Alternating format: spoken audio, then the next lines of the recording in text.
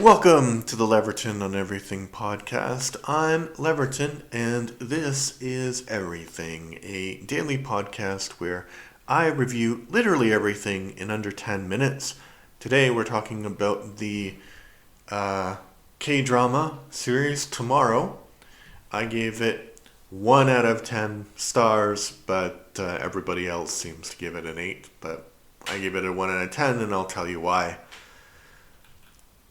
Not worth your time, mostly product placement. This is one of the worst shows I've watched in quite some time. Let's get all the positives out of the way first. The idea of the show was quite interesting. A sort of suicide prevention squad from the afterlife. A few of the episodes are quite moving, especially the ones that deal with school bullying and the other that deals with a case of sexual assault. The actors that play the characters in these episodes do an especially great job. There's one episode that seems like it's from another drama entirely. It tells the backstory of one of the main characters, and it's good.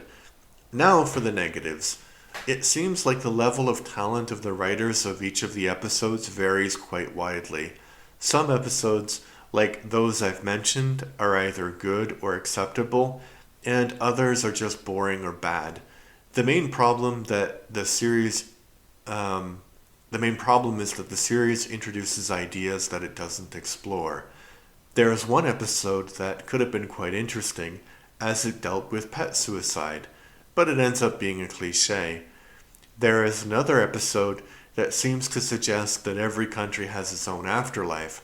This is just mentioned so that one of the characters can save some Korean souls from evil Japanese Grim Reapers. But it's a quite interesting idea that morality is not only relative on Earth, but that it would also be relative in the afterlife. And not only that, it would be relative throughout time. So for example, in the time of this series, those evil Japanese characters might actually be considered to be good in the Japanese afterlife. Also, it's kind of interesting to consider, for example, how that would be applied to our own world. If, for example, you were a tourist in India and you died, would you go to the Indian afterlife or your own?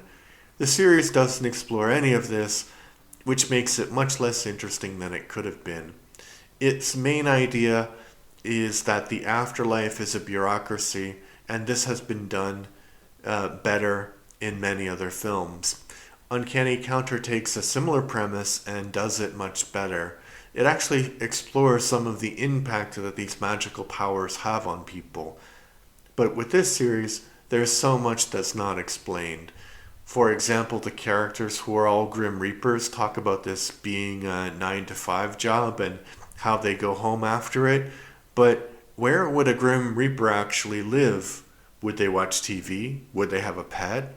If these questions are not answered or even thought about, the series itself is inconsistent. There's one character who never works past 8 hours because he is looking for someone who is reincarnated on Earth now from his previous life. There's an entire episode dedicated to this story where he finds this person. So after that point, his character doesn't need to only work 8 hours anymore. But in another episode, it is mentioned that he'll only work 8 hours. This character also does this disgusting thing that's presented as being cool where he picks his nose all the time. And another thing that makes this series so atrocious is its obscene amounts of product placement. I don't necessarily have any problems with product placement because we live in a society in which we use products all the time. It would be strange if somebody was drinking a cola that wasn't a brand name cola. I understand that. But this takes it to a whole different level. This begins when the characters meet in a Korean coffee chain shop to discuss one of their cases. This chain shop then appears multiple times throughout the series.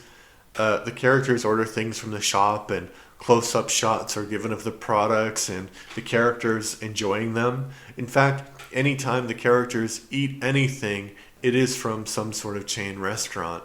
There's one scene in which a character is sent to buy something, and he is shown ordering food from his app in his car. I don't remember the brand of car, but it is also lovingly shown. Then he drives his car to a convenience store to pick up his food, and the name of the convenience store is also lovingly shown. So a lot of the series just feels like a long ad. And my review, very unpopular. I got 16 thumbs down and 4 thumbs up. But, I mean, K-dramas are full of product placement. This is true. But that just seemed like the most egregious one. And I thought the writing was bad. And the acting, for the most part, is bad. So stay away from that one if you like, I don't know. There's lots of better K-dramas. I mentioned The Mystic, I didn't mention this, but The Mystic Pop-Up Bar has a nice premise as well, and it's better. Uncanny Counter, that I did mention, is also better as well. Alright, that is my review. If you would like to check out something else I do, please check out my Disney podcast, Death by Disney, where I review Disney movies chronologically. Right now I'm in the mid-50s, but, eventually I'll get to an interesting decade like the 70s. Alright, talk to you later. Bye-bye.